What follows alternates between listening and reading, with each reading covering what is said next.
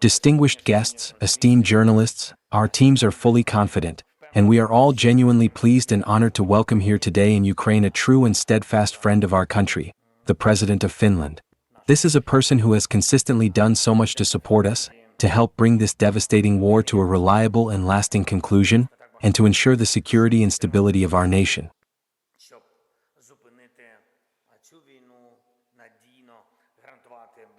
Together with Alexander and Finland, we are working in a focused and substantive manner across each of these areas. I am grateful for all the assistance, and it is important that Alexander and I maintain constant coordination. I thank you for that, for your contribution, for your time. At times, we coordinate literally on a daily basis. This includes our relations with the United States of America, with President Trump, and with our other European partners.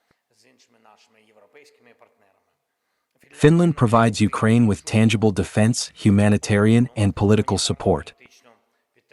Alongside other European nations, Finland is an active participant in the coalition of the willing and will be one of the guarantors of security for Ukraine, for the eastern flank, and for all of Europe after this war concludes. Security in Europe can only be achieved through unequivocally joint actions by Europeans, through cooperation between Europe and global actors, first and foremost with America. We are working together toward this goal, and in my view, with considerable effectiveness. Thank you, Alexander, for being part of this effort. Of course, we devoted significant attention to the attack carried out yesterday by Russian forces against Poland. Nearly 20 drones were launched, in my view, deliberately. A full analysis of the drones' flight paths has been conducted. Increasingly detailed information is emerging regarding the construction of the drones used by Russia. All of this indicates that the launch of Russian drones into Polish territory, via Ukrainian territory and also via Belarusian territory, was a calculated act. It was certainly no accident. Military exercises by Russia and Belarus have already begun on Belarusian soil. We are monitoring this closely in Ukraine. Our military is tracking the movement of Russian equipment and the expansion of military infrastructure. The nature of these actions by Russia is clearly not defensive and is directed not only against Ukraine. Everyone in Europe feels that Russia, unfortunately, retains the capacity to continue and expand its aggression. Therefore, decisive steps are needed. Strong steps, not only from Europe. A powerful pressure that can genuinely limit the aggressive potential of the Russian Federation. Unfortunately, even in the wake of yesterday's events, following the drone strikes, numerous hybrid attacks by Russia against various European countries, and multiple large-scale military assaults against Ukraine, there still have not been any genuinely strong and concrete measures taken in response that would actually compel Russia to pursue peace.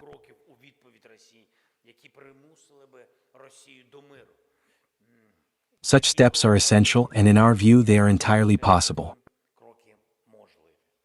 I want to thank Alexander and Finland for supporting all of Europe's sanctions efforts, for coordinating many processes, and for facilitating coordination between Europe and the United States of America.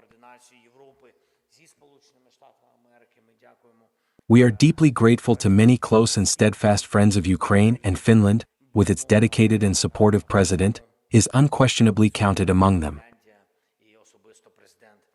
Sanctions against the Russian state and against Russian trade are truly necessary, and much of this also depends on the United States. Today, we discussed in detail how to direct our joint capabilities, Europe's and America's, toward increasing pressure on Russia. It is important that the agreements we reached during meetings with the President of the United States of America have been implemented, not only during conversations in Washington, but also following the Coalition of the Willing meeting in Paris. We also discussed today our work within the framework of the Coalition of the Willing. We already understand the architecture of security guarantees, I have spoken about this before, and we understand which concrete steps can be effective. We view Ukraine's membership in the European Union as a vital component of security guarantees, particularly economic security guarantees for Ukraine. I am grateful to Finland for supporting our movement toward the European Union, for supporting the opening of the relevant clusters. Ukraine is fulfilling all the necessary work in this regard, and therefore there must be 27 votes, and we will continue working toward that. Together, we have already done much to strengthen weapons production. We value Finland's readiness to continue supporting this direction, not only through financing Ukrainian production, but also through the creation of joint manufacturing facilities. We have already begun relevant processes with Denmark, where we are establishing a plant. We hope this initiative will be continued with all our key partners. Air defense remains an unwavering priority, not only strengthening our own air defense, which is an urgent task, but also building the Eastern Air Shield of Europe. In fact, this is becoming a component of European Union policy. It is important to implement this in a modern way so that the drone defense line functions effectively across Europe. All aviation capabilities, all air defense systems, every element of this truly complex system must be integrated. Ukraine is ready to share its experience and expand production. Ukraine is putting forward a proposal to all neighboring European countries, both our immediate neighbors and those bordering Russia, for a collaborative program focused on financing, manufacturing, and further developing advanced interceptor drones.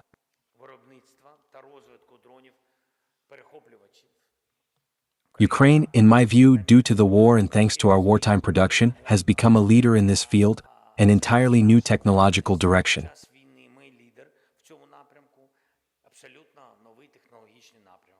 We must approach this with maximum urgency, so that bureaucratic processes do not hinder progress. We are open to this work and cooperation.